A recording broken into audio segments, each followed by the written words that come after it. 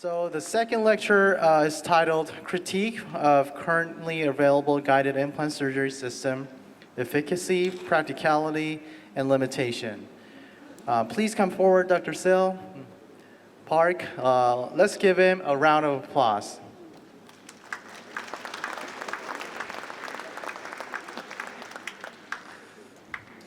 Good morning. Can you hear me well?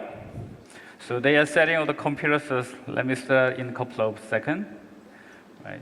So hopefully you have a wonderful night, and then also please get ready for the great tonight's gala show. So I want to meet you all over there.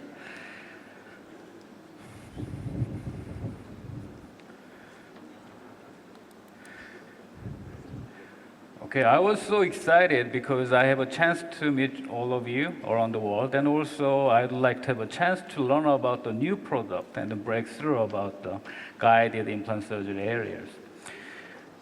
Dr. Smiler gave a great lecture and about the importance and the need of those guided surgery. And I need to tell about the problem of those guided surgery. So let me share my humble experience with you guys. So I've been teaching the prosthodontics about 15 years in UCLA, and then I've been involving many companies, guide system development and testing for the last 7 years. And now I'm working with the Neobiotech as the research and development consultant. So there's so many guide systems in the market, right? This is parallel guide kit, and then Straumann, and then full guide kit, another full guide kit, and then metallic sleeve guide kit, and then partial guide kit, and then full edentulous full guide kit, and also now we have those dynamic guide kit, and also we have a milling guide kit, and we have a Neobio Navi guide kit. Right? Those are wonderful systems, right? So, the question is, it's been more than 10 years since those CAD/CAM guide surgery system is introduced in our practice. My question is, where are we right now? Can we trust? How much I trust? Right? That is my question. To discuss about it, let's go over very briefly about the workflow of the digital dentistry. We need the input like digital. So usually three-dimensional information. One is a CBCT. That's gonna produce a DICOM. Second is oral scanner or facial scanner. That's gonna give us the STL file. With those two information, we're going to processing so-called CAD, computer assisted design. So we do the virtual surgery and virtual restoration. Well, usually LabTech do the two. Sometimes we do the smile, virtual smile design too. And output, with this CAM, computer assisted manufacturing system, we can make the guide through the 3D printing, or the milling, through the milling, we can have a guide and process too. Those are overall procedures. So today I'm gonna go over the literature review very quickly about the accuracy of those guide system, and then we're gonna discuss about the workflow of the CAD/CAM guide system and then possible error in each steps. And also I'm going to tell you about why we have to do it yourself as a dentist. I want you to plan, I want you to make the guide yourself if it's a simple case. So 2019, actually January of this year, my friend published this paper, and then I really like it, so I want to share with you. So they discussed about the method of measuring the accuracy of the dental implant position with a digital guided system. So as you can see over here, we can measure the linear deviation over here, and then apex linear deviation, and also we can measure the vertical deviation too. But what really important to us, based on my humble experience, is this. So this is what we want this is what we planned, this is what actually placed, and so deviation, angular deviation between those two implants is what really matters. For example, this is my case. Let's look at this implant, and then this is what I wanted. However, with my free hand, I really worked really hard, but it ended up like that, so it ended up 9 degrees. How about the other one? Oh my God, who put the implant, right? It's me. I did that with my free hand. In this case, angular deviation is 19 degrees, and entry point is about 1 millimeter, 1.5 millimeter over here. You can see that, right? So those angular deviation is what really make me smile, and also actually this is what make me cry too. So angular deviation is really important. So based on this article, to measure the accuracy of the guide system, we have to look at, first we have to do the position assessment. So when those implant is placed, we have to do the actual placed implant with a position assessment. Once that is done, then we're going to superimpose planned and then placed implant position. Based on that, the superimposition, then we're going to measure the deviation between those planned and placed. So for example, over here, you can see that the implant actually placed. That is the white material over there. And this is what we planned. So this is a direct comparison. So we can see that in this case, the angular deviation about 4.3, and we have a vertical and a linear deviation. The other way is, as you can see in the left, we can do the actual take the impression and make the cast. Well, we can do the intraoral scanner, and then using the scan body, while those structure over there, then we can simply merge, and then we're gonna compare those two before and afters. That is many different way. However, what really bothers me is this: to measure the accuracy of your guide system, the accuracy of the measuring of guiding system also depends on those stuff. One is the geometric accuracy of the CBCT, and also quality of the CBCT, geometric accuracy of the intraoral scanner, and accuracy of the superimposition. So for example, here we have a two-dimensional image, and I do the superimpose over there, and then two-dimensionally I can see the difference before and after. But even that is also depend on those digital information of quality and accuracy. Let's go over for that, because that is exactly what we face in our guided surgery system too. 2014, there was one article published, and they went over the 2,359 article, and then they selected 24 studies. And then what they found is this: in terms of the freehand and the full guided system, and they found the freehand is much worse than the full guided over here. So here, entry point of 1.38 is the freehand, and the full guided is 0.78. So in terms of angulation, if you do the freehand, 5.3, and then if you do the full guided surgery, 2.57. So what they're saying is, hey, guided surgery is definitely better than the freehand. Okay, I can get it. How about this? And then they just do the dissect about the full guided system. So in this case, the average is about 0.94 millimeters, and apex is 1.29 millimeter, angulation deviation is 3.65. But what they found is, in terms of accuracy, the two-supported guide is much better than mucosa two-supported. And then mucosa supported is a lot worse than the two-supported. And then even we compare with the mucosa supported and the bone supported, usually they are same one, at the pretty much almost close. It depends on the situation. And also they find out that flap surgery has a better accuracy than the flap raised surgery. So in terms of summary, what they found is overall their entry point is 1.12 millimeter, and then the maximum error is 4.5 millimeters. Apex 1.39 average, maximum is 7.1. Angular average is 3.89, but their maximum range of the error is 21.16 degree. What the hell is going on? You remember my bad case?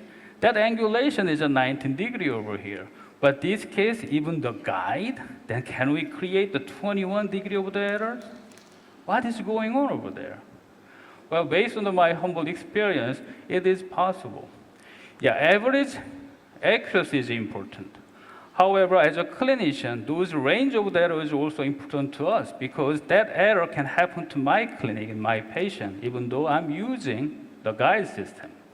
How about this case? This is another article published in 2014, and then this is very similar situation.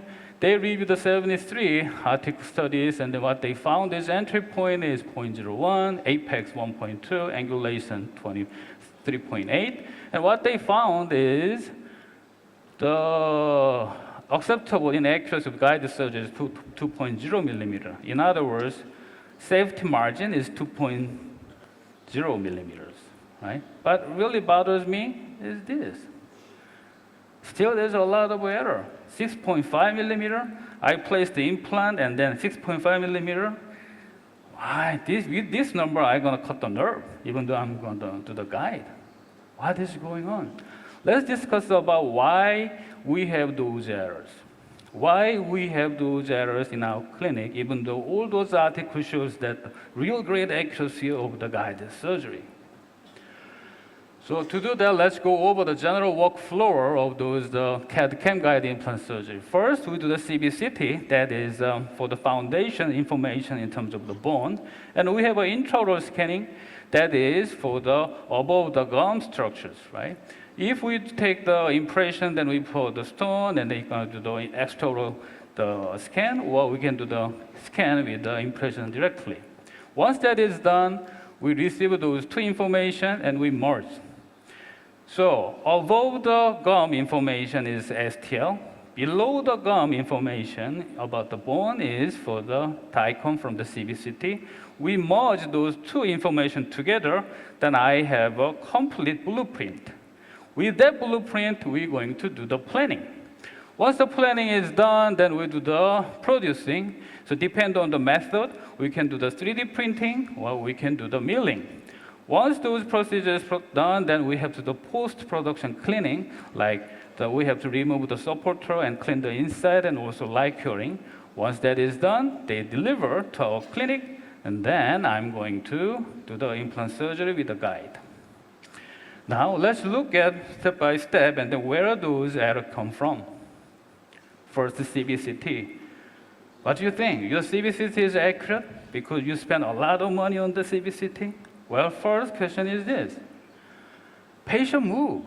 When patient take the CBCT, based on the 2006 article, average patient move 1.5 millimeters. When they breathe, they move 60 millimeters, right?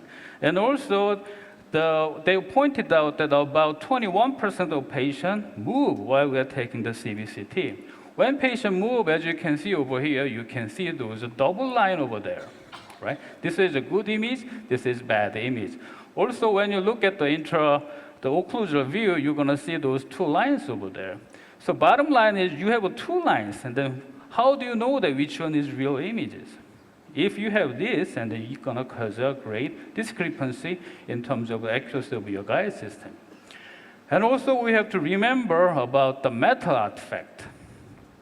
Metal artifact, any metal causes those significant compromised radiographic image due to the beam hardening, motion, edge effect, scatter, and noise. Over here, as you can see, this is the original shape of the metal, but once the X-ray photon hit it, it's going to look as this. So all the image is basically compromised. So for this case, patient came to my office to have an implant on those premolar area, but patient has an existing two implant, and then when those X-ray hit this, and you can see a lot of backscattering happen because of the titanium over there. Problem of those backscattering is when that happens, I cannot tell where is the bone, where is the nerve, because all image is gone. Right? If we do not pay attention to this, and then we're going to have a compromised CBCT image, and then if we make the guide based on that CBCT, good luck for that. That is a limitation what we have at this point. And also, let me talk about the poor contrast. Contrast means that black is black, white is white. Let's look at this. This is the image of the superimposition, merging. So you can see the CBCT, and those yellow line is for your STL. We scan those model, and then we're going to merge together. When you look at it, it looks just fine. Well, this is good. But when I do the magnify this area, let's look at what happened. Now I'm not quite so sure where my yellow line is supposed to be ended. Okay, let me magnify that area a little bit more. Now, maybe my yellow line is too inside. Maybe I have to move my yellow line. Let me magnify that area more. Then this is end. So now, as you can see, that there's a lot of gray areas. If your CBCT has a problem in terms of the contrast, then you don't know where your tooth ended, you don't know where your nerve ended at. So it is very important to have a proper the image of CBCT in terms of contrast. If there was a poor contrast, it's gonna cause a blurry outline, and then it ended up the inaccurate merging. So we discussed about those problem with the CBCT, possible problems, right? And how about the intraoral scan? i500, right? This really great machine, I'm using it. But to be honest with you, in terms of the accuracy-wise, general consensus is this. If we're doing the straight line area, linear area, they're going to be quite accurate. Is over here. This is a conventional impression. This one is for the intraoral scanning impression. However, when we have a curvilinear situation, when we make the curve from the canine, another canine, then the error happens. So that means it has about 135 micrometers. So prosthetically, I cannot use that one for the full mouse case, for example. So intraoral scanner itself has some limitation in terms of accuracy. Right? And also, this is a very interesting article that they're using the same intraoral scanner, but first one is they do the scan intraorally, and then also the other one is they take the impression of the same patient and they scan the case with that intraoral motion too. And then it ended up that if do the intraoral scanning, it has a more error. And then they claim that because of the saliva and then anatomical structure and the light problem caused those error too. So my point is, things that we believe that is accurate, maybe it's not really accurate. And then we made a perfect plan based on the not inaccurate information. We need to know about that. Now let's go over this one more time. So now we discussed about the CBCT and intraoral scanning. Then how about the merging over here? Do we have a problem with the merging? Well, let's look at this. This is, I'm about the merging over here. So here, this is a white one is a CBCT image, and this is a STL model scanned image. When I look at it, from the very beginning, I found something is not really right. My central incisor doesn't look the same. But anyway, I just moved on. Then when I merged together, then as you can see over here, in the occlusal view, there's a lot of discrepancy. Those two images doesn't match. I took the same people with the same pictures with a different motion, but it doesn't match at all, right, over here, right?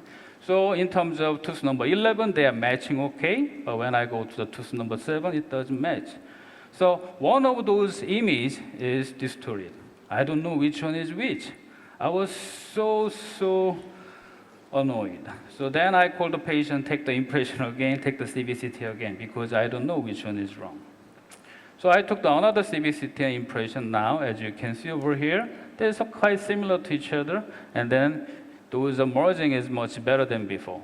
But as you can see over here, one image is from the STL for the scanning, extraoral scanning. The other image is based on the X-ray photon X-ray. So they are different methods to take the image. There's always error, the physical error over there, keep in mind. These cases I'm comparing to the accuracy. This is a CBCT, and also I took the intraoral scanning, and then I have a STL file for this case. When I take this STL file and then the scanning, I have a difficulty in those edentulous areas, so I have some worried about that. Then let's take a look at it. So I'm moving those distal from the molar to the other molar, as you can see over here. The yellow line and the white line is not really matching some point. I have a 0.49 discrepancy when I move a little bit along, and then I have another 0.34 discrepancies. So once those discrepancies happen, it's very little. So if you don't pay attention, and if your lab tech didn't pay attention to it, then we just move on without knowing the discrepancy over there. The little discrepancy here and here and here accumulated, and it's gonna ended up the really big mess. It ended up the digital dentistry. So question is, where those errors came from? My CBCT is issue, or my impression is issue, or my model work is issue, or my STL file is issue? I have no idea. So annoying. When you face this, you have to do all over again and eliminate one by one. Welcome to the digital dentistry. That is a real face of the digital dentistry when you face in your clinic. Now let's look at about the production. What kind of error are we going to face? Well, here let's look at, as you can see, those guide is rocking here and there. Can you see that, right? Why they are rocking? It's supposed should be snugly fit. There should be no rocking. Main issue is maybe the tolerance. But the thing is this, when we make those guide or prosthesis, we're using the CAD/CAM system, right? And then we milled while we do the printing. So in the 3D printer on the monitor, I order the computer to make the 1 millimeter, 1 millimeter, 1 millimeter, those cubic. However, problem is my 3D printer really make that exact same dimension of the cubic? Not really. There's always error. When you see on the monitor, what actually printed out on the 3D printer and the milling machine is the difference. So good engineer, they need to find out what is the discrepancy and they need to adjust it. Right? So keep in mind. Then let's talk about the guided implant placement.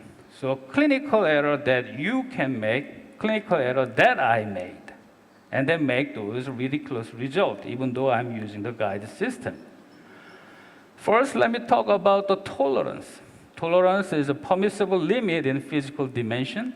So basically, you have a 5 millimeter diameter male part and 5 millimeter diameter female part. To get connected, your male part should be a little bit smaller, while your female part a little bit larger. In other words, to connect, I have a little bit gap between those two components.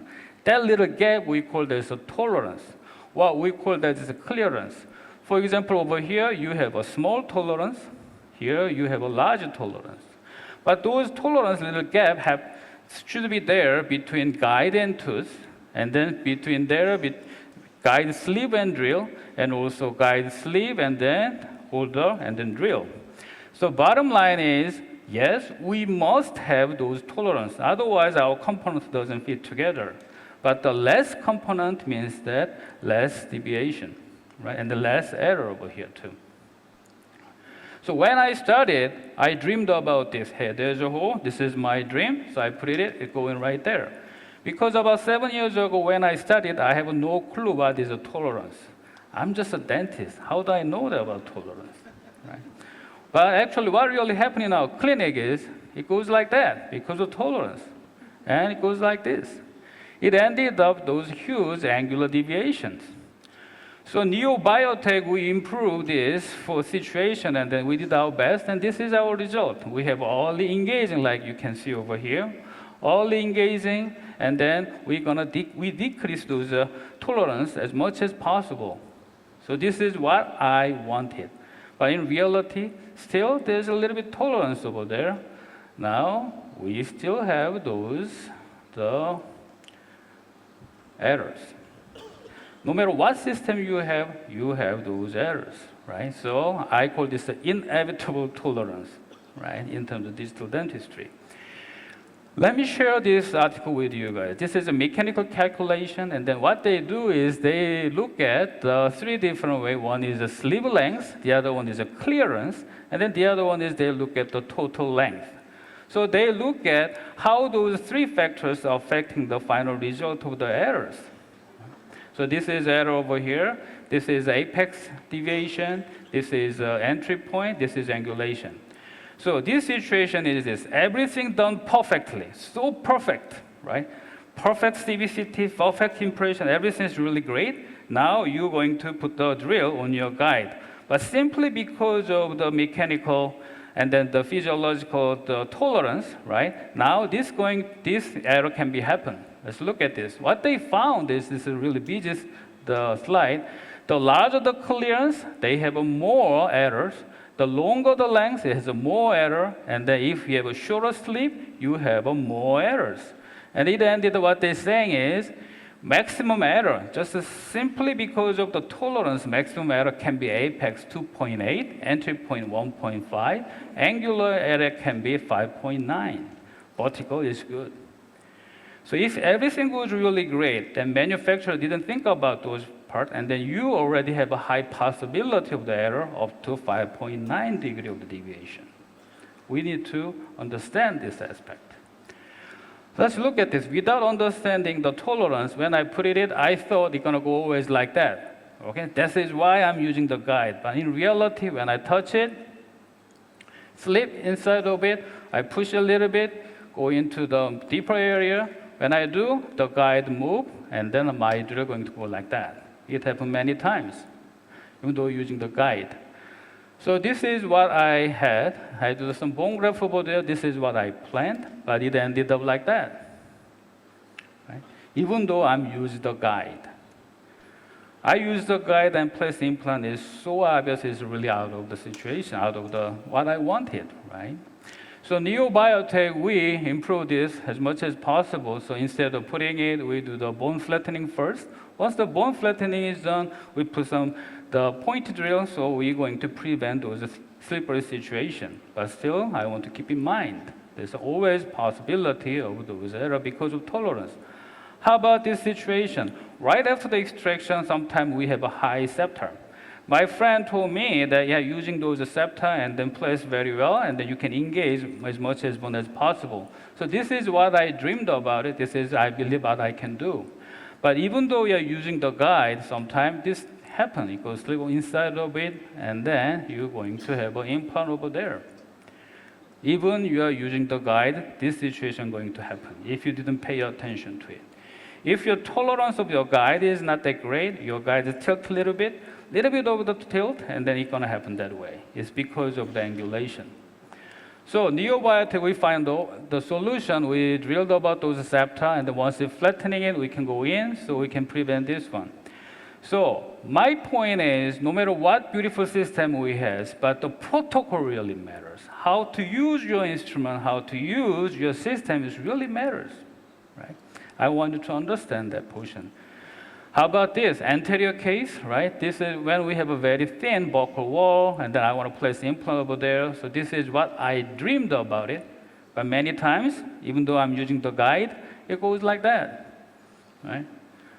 Right? For the record, I'm not the surgeon, I'm the prosthetist. So this is okay to me. So then, if I didn't pay attention to it, it's going to end the ribbon like this, and then go like that, and like this.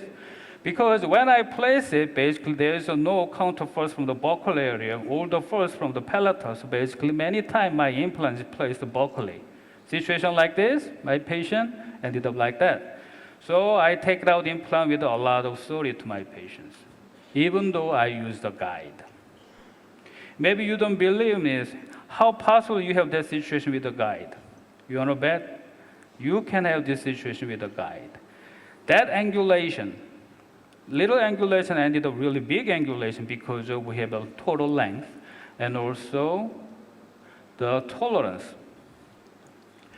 Now let's talk about the dynamic guide. So it is quite a big the hot issue in these days. So when patient comes in, you make those jig or marker over here, and then take the CBCT.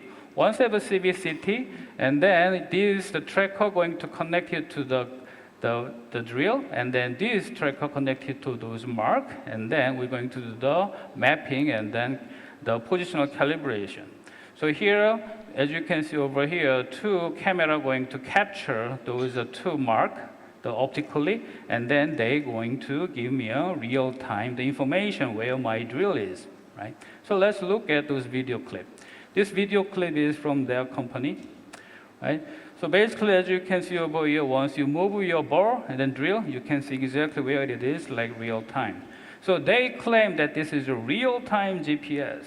So for your safe surgery, great, I love it. Right? So I paid $25,000, right? And then I begin to use it. But the problem is this. It sounds like different system, but actually all those limitations from the CBCT is the same. Patient move, the contrast is the issue. So basically to have the great system, you need to have a really great ingredient that is a proper CBCT result. And also this system is heavily dependent on the quality of CBCT and restoration of the jig. That little jig, basically it's going to superimpose actual patient's face and your CBCT. So your jig is the track, we call this a location tracker, is wrong, then everything is wrong, right? That is not really real time, I'm not quite so sure. And also it has quite a learning curve, preparation and component assembling, mapping calibration.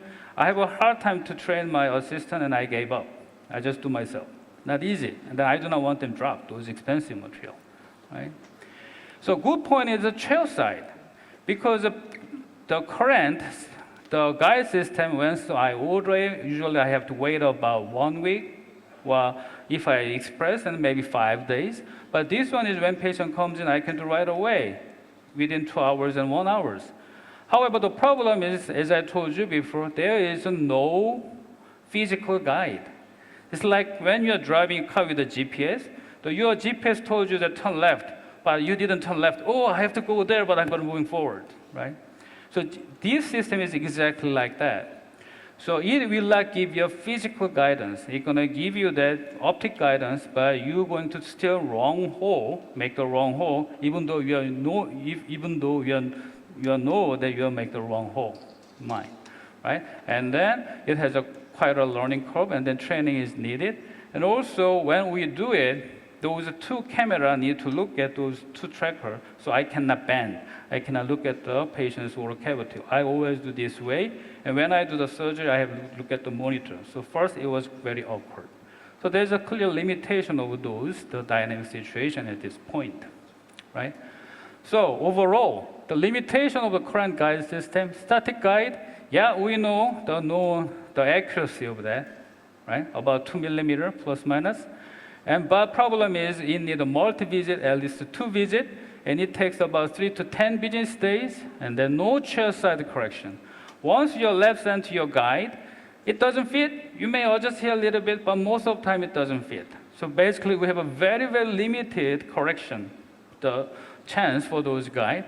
And also planning, if those planning done by the third party, usually lab did it, then what's the point of the virtual surgery? When you do the virtual surgery, virtual restoration yourself, then you know that patient very well by inch. So do not give up, right? That is the way I look at it is do the virtual surgery by the dentist by yourself is a really great advantage that we can earn from those guide systems, right? How about the dynamic? As I told you before, in terms of accuracy, it really depends on the training, the level of the doctors, right? So it depends on how you move it, right? And also surgical GPS, as I told you before, there's no physical guide and the learning curve that require the training too. So in terms of the doing yourself, that's what I really wanted to have, right? So I do not want you to do the full mouth rehab for the planning, but if you have only one crown, one implant, why not? Right? So this is very, very oversimplified my guideline. So in terms of when you do the crown, one implant, and then I want you to look at the first gross dimension of the crown, and then I want you to look at the occlusion plane. And then make the ideal crown, then you want on the virtual restoration. Based on that one, you're going to look at those bone, buccolingual, and the medial-distal dimension of the bone, and also you're going to look at the bone around the fixture that you choose. So once you have that one, then you have to balance between prosthetic consideration and surgical consideration. Then you need to get the better overall prognosis. Let's look at those quick video clip. Now I'm changing my occlusion plane. So curve of speed change, and now curve of Wilson is changing. So do not pay attention to all those details. What we need to do is just the occlusion plane, and then look at those overall position. That's enough. And then I look at the CT over there, and then when I look at it, then I look a little bit of the bone detail, then I begin to compromise it. But those implant position is why those occlusion plane is important. You want to make your implant perpendicular to your occlusion plane. That is the best in terms of biomechanics. We cannot achieve all every time, but at least we're going to start from that ideal situation, then compromise little by little. Do not start from the surgically first. Well, do not just look at those prosthetic. You have a perfect prosthetic plan, but your implant is on the air or on the nerve. What's the point? So we need to balance those two things, right? So at this point, what I can tell you is based on those 3 literature review articles, what I can tell you is the full guide is much better than partial guide, and much, much better than no guide. Partial edentulous case, then your flapless method is better than flap. If it's a full edentulous case, and then flap is better than flapless, it's confusing, isn't it? And then if you have a tooth support guide, that is better than tooth and mucosa, then mucosa supported and then bone supported. right? So we have some issue with the mucosa supported. Especially fully edentulous case, and then please make sure that you need a higher safety margin needed. Over here, I told you that, hey, 2 millimeter is your safety margin, right? But when you're dealing with the especially maxillary full arch situation, oron 4, oron 6, be aware. Your error going to be up to 8.4 millimeter, standard deviation is about 4.2. So especially when you do the guide based on the mucosa supported, keep in mind you have a huge possibility of those errors. Okay. And then also, if you do the printing method, 3D printing, sleeve is better than sleeveless system. If you do the milling system, then sleeveless is better than sleeve. It's confusing. But now all those technologies developing little by little, so we're going to get the good result pretty soon. So here's my personal consideration or my recommendation for the improvement for the current available CAD/CAM system, right? First, I really want to have a chairside guide planning, production, and correction. Once I have that, I want to fix it and I want to put it in patient's mouth. Second thing is, if possible, I would like to have a sleeveless guide with less than 50 micrometers tolerance. I hate tolerance. I know that I need a tolerance, but I hate tolerance. I want to reduce those tolerance as much as possible. Once I reduce those tolerance, then I can reduce a lot of errors. Heat control. I didn't say a lot about this, but when we do the guide, because of irrigation issue, we're going to have a lot of heat damage on the bone. So I want to have a better guide with the better heat control. And also, I want our guide systems promote DIY, do it yourself. Doc, you're going to plan, you do the virtual surgery, you do the virtual restoration. So that means we need the user-friendly CAD/CAM softwares. Do not make it so difficult. Let lazy doctors like me, make the plan even for the single implant cases. That's gonna maximize the benefit of the virtual surgery and restorations, right? And then eventually, my dream or my goal is a static guide with a real-time dynamic guide surgery. So static and dynamic get together. If we do that, then we're going to have a double spatial restoration. So not only one superimpose, we're going to do the two different ways superimpose. If we do that, I believe we can overcome the hurdle of the edentulous case. So basically, we want to reduce the error of the merging of the two images from the CBCT and the STL file for the scanner, or from the CBCT and patient's mouth. Doesn't matter. So those two methods we combine in, I believe we can have a better result. Right.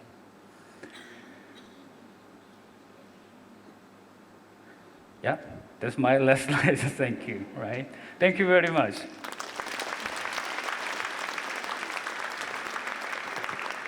Thank you, Dr. Park, for your great lecture. It was a great summary on the limitations of the current guidance system.